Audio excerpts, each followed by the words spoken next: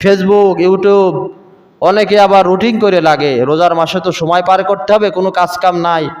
বিশেষ করে যারা ছাত্র, যারা এখন ইনকাম করে না, তারা ইউটিউবে যে সিরিয়াল দিয়ে প্রতিদিন রোজায় থেকে সময় কিভাবে পার করবে, 2টা তামিল মুভি দেখবে, 3টা সিরিয়ালের নাটক দেখবে, ইত্যাদি ইত্যাদি দেখে টাইমটা পাস হয়ে যাবে, আবার নামাজও পড়বে। রোজাদার ব্যক্তি কোন বিষয়গুলো থেকে বিরত থাকবে রোজায় থেকে? প্রথমত, রোজাদার ব্যক্তি রোজায় থেকে অবশ্যই সংযমী হতে হবে। রোজা থাকা অবস্থায় গালাগালি, মুখের ভাষা খারাপ করা, এমনি তো কোনো অবস্থাতেই অশ্লীল ভাষী হওয়া যাবে না। নবীজি বলেছেন, অশ্লীল ভাষী কোনো ব্যক্তি জান্নাতে প্রবেশ করবে না। মানুষ যখন গালাগালি করে, অশ্লীল ভাষা প্রয়োগ করে, তখন তার ব্যক্তিত্ব নষ্ট হয়। এটা আমাদের অবশ্যই খেয়াল রাখতে হবে। যে যত বিনয়ী, ভাষার যার যত শালীনতা, তার ব্যক্তিত্ব সমাজে বাড়ে, সমাজে তার গ্রহণযোগ্যতা বাড়ে। আর সবচাইতে বড় বিষয়, একজন মানুষ যখন একটি পজিশনে অবস্থান করে, সমাজের কোনো সমাজপতি, কোনো মণ্ডল, কোনো নেতা, একে আরও বিনয়ী হতে হয়। যত বিনয়ী হবে তার সম্মান মর্যাদা অত বৃদ্ধি পাবে। আর ওই সব পজিশনে থেকে যত অশ্লীল ভাষী হবে, যত বেশি কথা বলবে, ওর ব্যক্তিত্ব হারাবে, সমাজে গ্রহণযোগ্যতা হারাবে। তো রোজা থাকা অবস্থায় মারামারি, ঝগড়া, ফ্যাসাদে লিপ্ত হওয়া যাবে না। নবীজি বলেছেন, ওয়াইন ইমরুন কাতালাহু আও শাব্বাহু, কোন ব্যক্তি যদি রোজাদার ব্যক্তির সাথে ঝগড়া করতে আসে, গালাগালি করতে আসে, ওই রোজাদার ব্যক্তি তো পাল্টা বিপরীতে ঝগড়াও করবে না, গালাগালি করবেই না, বরং তাকে ফালিয়াকুল, সেজন্য তাকে স্মরণ করিয়ে দেয়, স্টপ, ইন্নী সাইম, ইন্নী সাইম, আমি কিন্তু রোজাদার, আমি কিন্তু রোজাদার। তর্ক বিতর্ক, ঝগড়া ফাসাদ করা এখন আমার জন্য শোভনীয় নয়।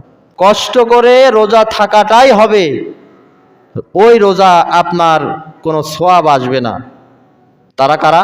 নবীজি বলছেন, রব্বা সাইমিন লাইসা লাহু মিন সিয়ামিহি ইল্লাল জু, এমন অনেক রোজাদার আছে যারা সারাদিন কষ্ট করে না খেয়ে থাকে, কষ্টটাই করে, বাস্তব জীবনে রোজা তাদের কোনো উপকারে আসে না, রোজা ছিদ্র হয়ে যায়।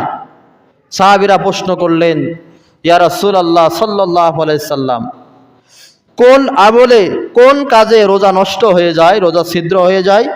নবীজি বললেন, বিকিসবিন আও গীবাতিন, রোজা থেকে কেউ যদি মিথ্যা কথা বলে, অথবা রোজায় থেকে কেউ যদি গীবত, পরনিন্দা করে, একে অপরের বদনাম করে বেড়ায় আর মিথ্যা কথা বলে, এর বিনিময়ে তার রোজাটা ছিদ্র হয়ে যায়, নষ্ট হয়ে যায়।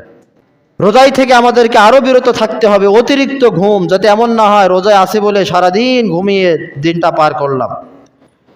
অহেতুক গল্প গুজব করে সময় নষ্ট না করা, ক্যারাম, লুডো, কার্ড, মোবাইলে গেম, পাবজি ইত্যাদি খেলে যাতে আমাদের সময়টি নষ্ট না হয়।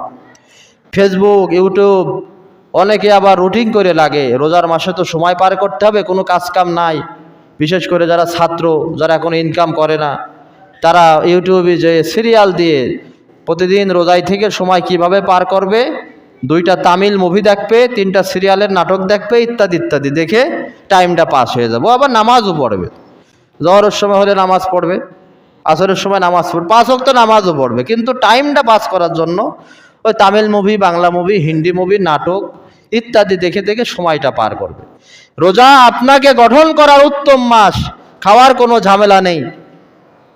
কিভাবে আপনার নিজের ক্যারিয়ারটা গঠন করবেন, আপনার আমলটা কিভাবে আরো সুন্দর করবেন, মসজিদে ইমাম সাহেবের কাছে আসেন, যে হুজুর এই দোয়াটা আমারে শিখাই দেন, আমি কোরআন পড়তে পারিনি, কোরআনটা শিখাই দেন। মোবাইলে কোরআন তেলাওয়াত শুনবেন।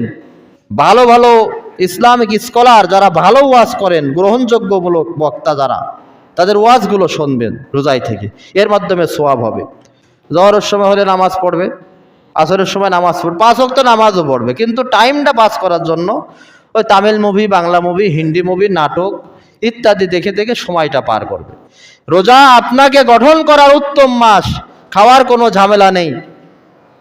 কিভাবে আপনার নিজের ক্যারিয়ারটা গঠন করবেন, আপনার আমলটা কিভাবে আরো সুন্দর করবেন, মসজিদে ইমাম সাহেবের কাছে আসেন যে হুজুর এই দোয়াটা আমারে শিখাই দেন, আমি কোরআন পড়তে পারিনি, কোরআনটা শিখাই দেন।